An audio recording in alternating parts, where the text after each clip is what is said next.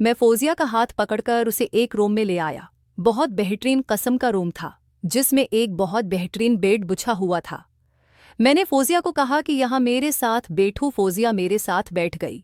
मैं उसका हाथ अपने दोनों हाथों में लेकर उससे कह रहा था कि फौजिया, इस दिन का मैं बेसब्र से इंतजार कर रहा था और बोला आखिर ये दिन पहुंचा। मैं चाहता था कि मैं तुम्हारे साथ पूरा दिन एक अकेले रूम में गुजारूं और देखो तुम मेरे पास हो।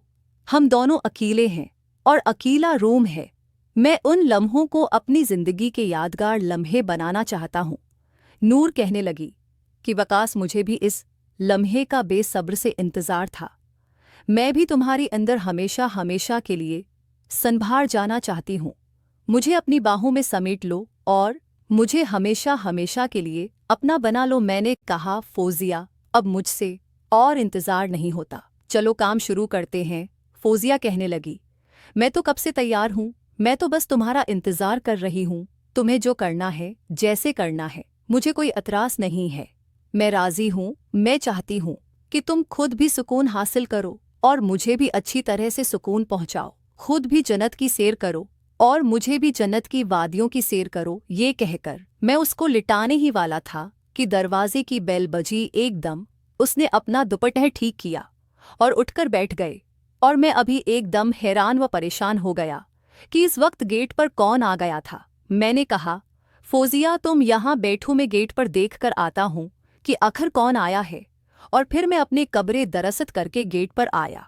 गेट पर आया तो हमारी पड़ोस वाली लड़की नदा थी, जिसकी उम्र 17 साल थे और वो भी नई नई जवान हुई थी। बहुत ही खूबसूरत थी, उसका बड़ा बड़ा सेना था और दूध के जैसी सफ़ेद थी। मैंने कहा, जी नदा, किया हुआ सब खैरियत है? वो कहने लगी, वकास, उम्मी ने बिरयानी बनाई थी, वही देने आई हूँ।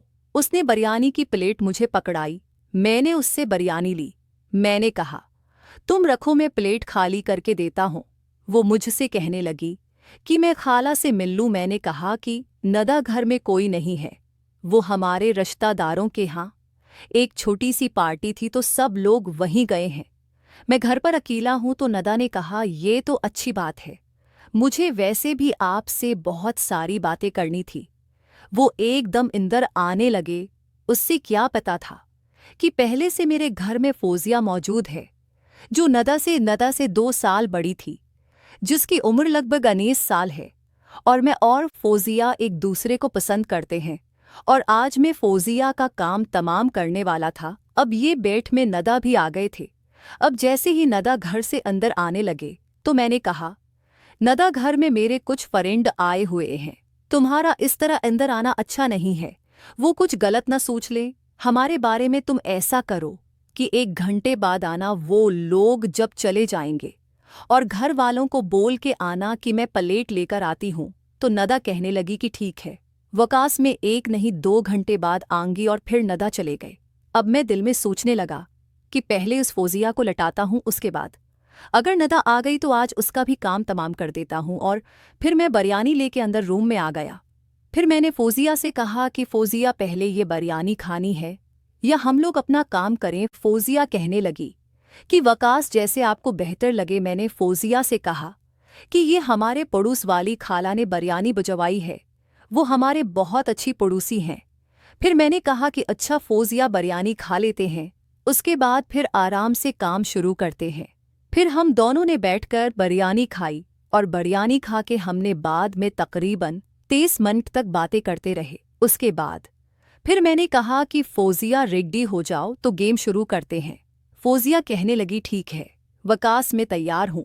फिर मैं फौजिया के साथ खेलने लगा और खेलते खेलते मैंने उसका सब कुछ दूर कर दिया और अपना भी सब कुछ उठा दिया। और फिर हम दोनों जन्नत की वादियों की सैर करने लगे। उसका भी पहली दफ़ा था और मेरा भी पहली दफ़ा था। हम दोनों इस काम में उनाड़ी थे। थोड़ी मुश्किल उससे भी हुई थी, थोड़ी मुश्किल मुझे भी हुई थी, थोड़ी तकलीफ उससे भी हुई, थोड़ी तकलीफ मुझे भी हुई। लेकिन फिर कहते हैं, हर अंधेरी रात के बाद उजाला आता है। फिर तकलीफ के बाद जो राहत और सुकून मिला वो कमाल का था। तकरीबन 30 मिनट लगे थे और हम दोनों ने काम मुकम्मल कर लिया था। और फिर मैंने कहा कि फौजिया, ये आज के लिए इतना काफ़ी है, फिर जब मौका मिलेगा तो मैं तुम्हें बुला लूंगा अपने घर। और फिर फौजिया चली गई। मैं बस नहा धोकर फ्रेश होकर बैठ गया था। दरवाजे पर दस्तक हुई तो मैंने जाकर दरवाज़ा खोला तो दरवाजे पर नदा खड़ी थी। मैंने कहा, आ जाओ नदा। नदा अंदर आई। मुझे कहने लगे, वगास तुम्हारे दोस्त चले गए। मैंने कहा, हाँ नदा वह चले गए हैं। और फिर मैं नदा को लेकर अपने रूम में आ गया। थोड़ी देर तो हम लोग बातें करते रहे क्योंकि अब उसे थोड़ी देर पहले ही मैंने फौजिया को लिटाया था और उसका काम तमाम किया था। तो मैं चाहती था कि थोड़ा सा मुझे वक्त मिल जाए ताकि मैं बिल्कुल तैयार हो सकूं। और फिर तकरीबन 23 मिनट के बाद मैं नदा के साथ शुरू हो गया। नदा काफ़ी अरसे से मुझे पसंद करती थी, इस बात का मुझे भी इल्म था। लेकिन मैं किसी मौका की तलाश में था जो मुझे आज मिला था। अब क्योंकि मैं पहले फौजिया के साथ कर चुका था तो दूसरी बारी में हमेशा लंबा जाता है। अब थोड़ा आराम आराम से खेल रहा था ताकि थोड़ा लंबा जा सकूं। और उस नदा का भी पहली मर्तबा था। पहले तो वो काफ़ी तकलीफ महसूस कर रही थी, फिर उससे भी बहुत अच्छा फेल हो रहा था और उस तरह हमारा काम चलता रहा और मुझे भी बहुत सुकून महसूस हो रहा था। तकरीबन 1 घंटे के करीब हमारा ये सिलसिला चलता रहा और फिर 1 घंटे बाद मेरा काम हो गया। अलबत्ता नदा का काम बहुत पहले हो गया था। पड़ा रहा क्योंकि मैंने 2 बारियां इसलिए मैं ज़्यादा थक गया था। फिर नदा मुझे कहने लगी, वकास जब भी तुम्हारे पास टाइम हो तो मुझे बुला लिया करो, अब मैं तुम्हारे बगैर एक पल भी नहीं रहना चाहती। और फिर यही होने लगा, कभी नदा तो कभी फौजिया, कभी नदा तो कभी फौजिया, इन दोनों के साथ में खूब इंजॉय करता था और वह दोनों मेरे साथ खूब इंजॉय कर देती। और फिर एक दिन फौजिया की शादी दूसरी जगह हो गई और फिर नदा आती थी मुझे मिलने। और तकरीबन 1 साल बाद मैंने घर वालों को नदा के घर पे भेजा और नदा से मेरी शादी हो गई। आज मेरा एक बेटा है 2 साल का और मैं नदा के साथ एक बेहतरीन और खुशहाल जिंदगी गुजार रहा हूँ।